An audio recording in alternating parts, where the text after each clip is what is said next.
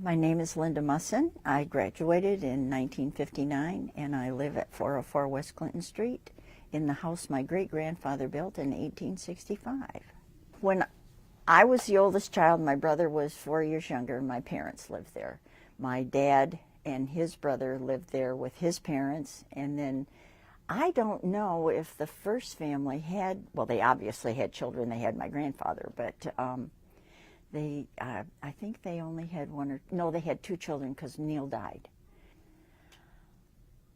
We just came over here a lot, and we played in the yard. The kids, my brothers more did than I did. They played baseball. All the neighborhood boys played baseball over here. And we walked down the library path, which was started, I think, by my uncle and my dad, so they didn't have to walk all the way around the block. They just cut kitty corner across and walked to school every day. But it was a big playground. We could play over here. It was good. Mrs. Hight was very strict. You didn't mess around with her. It was, you came in and you were quiet. And if you weren't quiet, you left. Yes, I do. I was in 6th grade. And we were the last ones in the neighborhood to get it. And my mother was so embarrassed because we were always over at somebody else's house watching TV. She said to my dad, "We're getting a television." So we did. I remember the radio. We had a big radio in the living room. And on Saturday mornings, there was a kids show on. I can't think of the name of it right now, but we always listened to that. That was radio. That was it. And we read a lot, and we played games, did puzzles.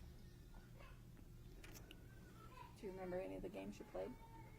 Oh, probably Monopoly. That's an old one. And come on. You grew up with polio epidemic? Yes, and our neighbor girl had polio. The wolf girl in the second house over had polio. So we had to be very, very careful. Football game or a movie, usually. Or when we were older, we went to the rec center and danced. We had a dance every Friday night or Saturday night. Oh, in the summer we lived down there. I taught swimming lessons for years down there. And we took swimming lessons down there. Well, after school, we usually met at Johnson's Drugstore because we could get a Coke for a nickel, and if you wanted a lemon, cherry, or chocolate Coke, you had to pay 2 cents more. But one of our classmates, Jim Ivey, was a soda jerk, and so he always kind of gave us a little bit extra ice cream if Mr. Johnson wasn't looking. Dear Wilbur, and my neighbor. Oh, was he? Yeah, they lived in the brick house. I think all the adults were. We all had great parents who were home. Our moms were home. We hit our house a lot after we got TV because Mickey Mouse Club or the Disney show was on. And when Spin and Marty was on with the cute boys, we'd all stop at my house to watch that after school because it was the closest one. And my mom asked me one day, she said, "Could you please come home maybe one day, just you?" But she didn't really care. My mom was great, and everybody loved her. She was a good, super good mom. We'd dress up, and we'd go trick-or-treating, and it was perfectly safe. We could go all over town trick-or-treating. We always went over to Mrs. Chappel's because she made the best popcorn balls. I will never forget those. It was where we went, except for 3rd grade, when we went to the Westward School. And everybody knew everybody. We had really good teachers. There were a couple that weren't, but that's usual, I guess. And friends, I still have friends. The Ervin twins live down the block from me, and we are still friends. Do you remember the first show you saw at the Hall Theater? No. Probably Probably the Disney, what was it, Song of the South with Uncle Remus, and I remember that one. That was probably one of the first ones when I was little. Oh, that was fantastic.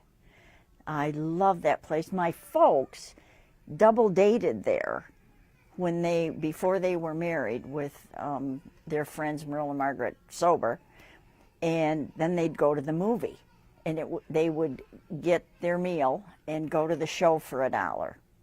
I remember that. But we always went, almost every Saturday we went to the Midget and had lunch. And then I took my nephews there. Family restaurant, Eager's restaurant. Eager's. Mammy made the best apple pie.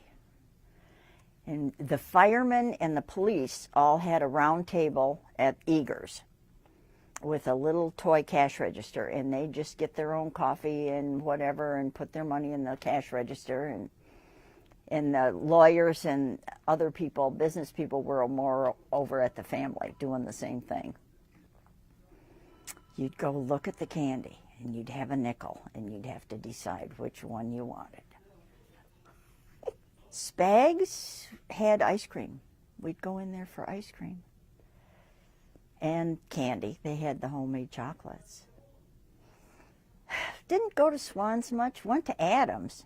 I can remember the Ervin twins and I would walk home from school, and we'd decide we needed clothes, so we'd go down to Adams, and Mrs. LaFlamme would let us bring home an outfit without paying for it, and we'd show our moms, and then we'd get the money and run it back up to the store.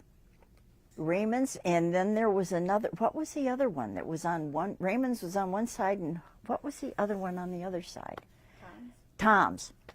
And I remember the little old ladies in Pearces Store, who were very proper, would call in an order to go to Raymond's because they made great sandwiches. And they would go to the back door so that no one would see them entering the bar to get their lunch.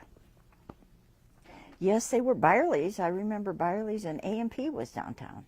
Correct. And my neighbor across the street worked there, Mrs. Reed, worked in one of them. We had a cottage on Little Crooked Lake off of Chilton Road that was in our family for years and years, so we'd go there. But we, during the summer, we were at Howell Lake all the time. We spent our days down there. Yeah, we lived in a really fairy tale life. I mean, really, everybody knew everybody. We were all friends. We knew everybody. We played together. I just, went to the football games, did movies, and played together. We used to play cards on our front yard in the summer before we got, even after we got TV, but we'd just make up games and play. And I remember going into the Irwin's backyard with our dolls, playing when we were, and then one of us would get mad and we'd stomp home, and then they'd call, and 5 minutes later, and then we'd go back and play again. That was really big deal because we could go up there. We were in high school when Johnny came, and we could go, it was right next to Heller's, and so we, on our way home from school, we could go up there and chat with him and ask him to play songs. And he was at a lot of our football games, and he was really good. One thing I remember is Coach Faulk. He was such an amazing man, and he was a football coach. And when he got so sick, he came, I think it was just very soon before he passed away. We were having a big game, and we won the championship that year.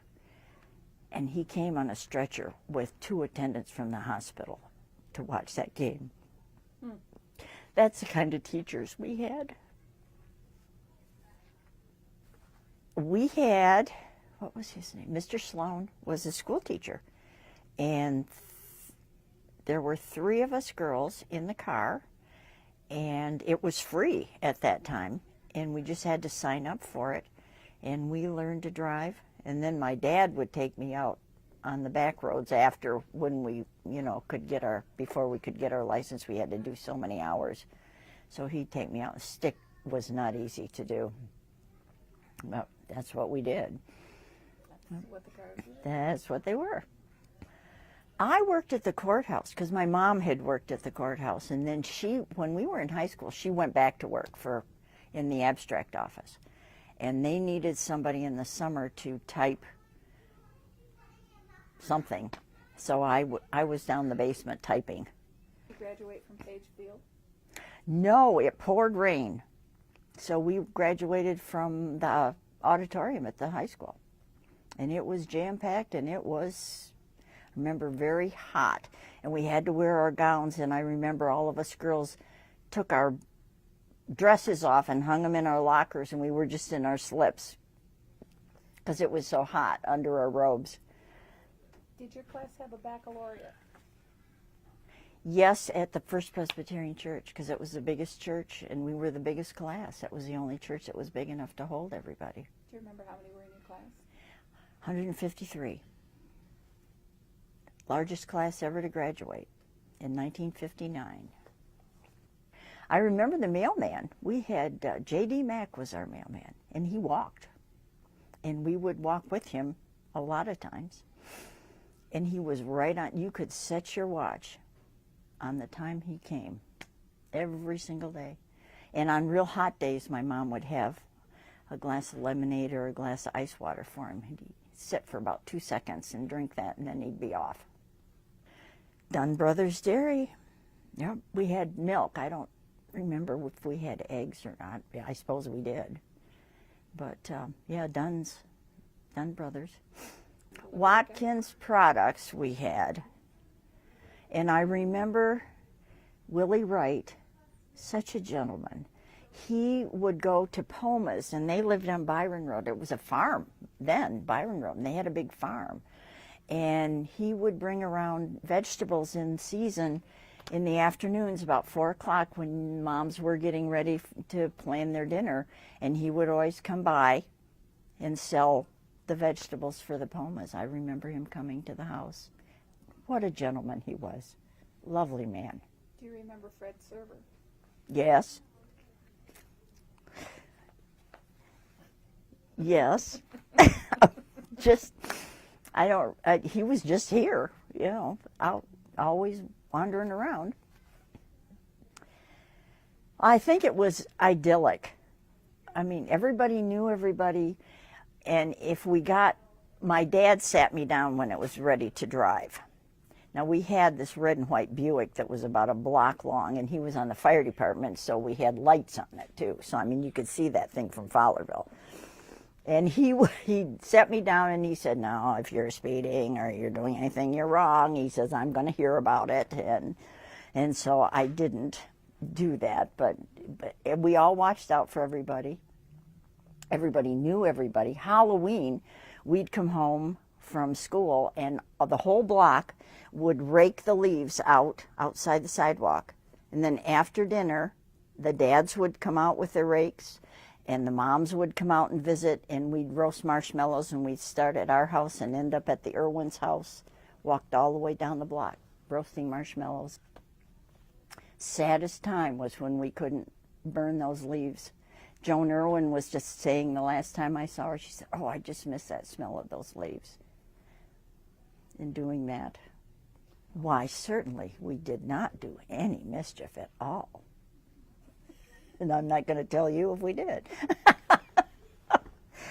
We really didn't. I mean, maybe a few pranks, but nothing ever really bad. We just didn't. I mean, we didn't do that then. And our parents would have not been happy, so we tried to make them happy. And then you got Chef Boyardee in the can, and there was the can of sauce and the can of cheese and the dough that you had to add. And I remember going over to Martha Livingston's house because she had to babysit with her kids because her mom had passed away.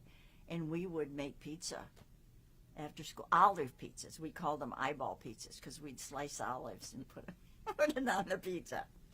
Appian Way, too. Appian Way. But the Chef Boyardee was the first one that had the pizzas. Yep.